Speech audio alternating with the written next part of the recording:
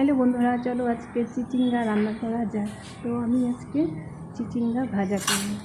তো তার জন্য আমি চিচিঙ্গাগুলোকে এইভাবে কেটে নিই। খুবই সহজে চিচিঙ্গা রান্না করা যায়।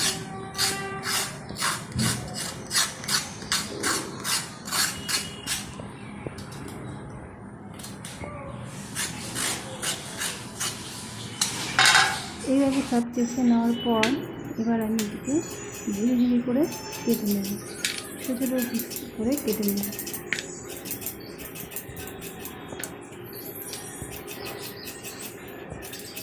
আর কাটার পর এটার ভিতরে যে বিচিগুলো আছে সেটাকে ফেলে দিতে হবে।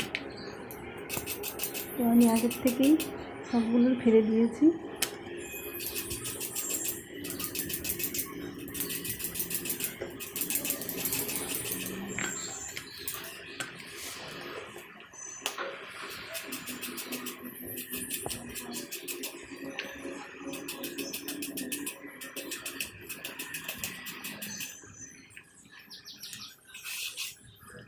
দেখতে পেরেছো যে এবার আমি একটা রেখে দিয়েছি। দেখো এইভাবে মাঝখানে কেটে দিয়ে এই বিচিগুলোকে ফেলে দিতে হয়, তারপর এইভাবে ঝিরি করে কেটে নিতে হয়।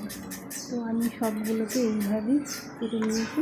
তো এবার চলো প্রসেসটা তো এই দেখো হয়ে গেছে সব কাটা।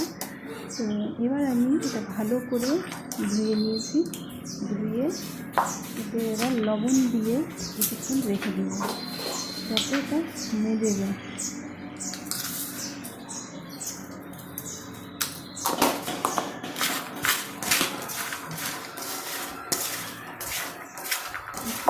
এইভাবে আমি লবণ দিয়ে বেশ কিছুক্ষণ রেখে দেবো।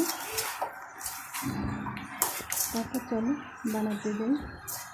তো এটা বানাবার জন্য কিছুই লাগে না, শুধুমাত্র তেল দেব, কালো জিরে দিব আর শুকনো লঙ্কা। এই দুটো জিনিস ফোড়ন দিয়ে আমি চিচিঙ্গাগুলোকে ভেজে নেব। ভিডিওটি যদি ভালো লাগে অবশ্যই লাইক করে দিই।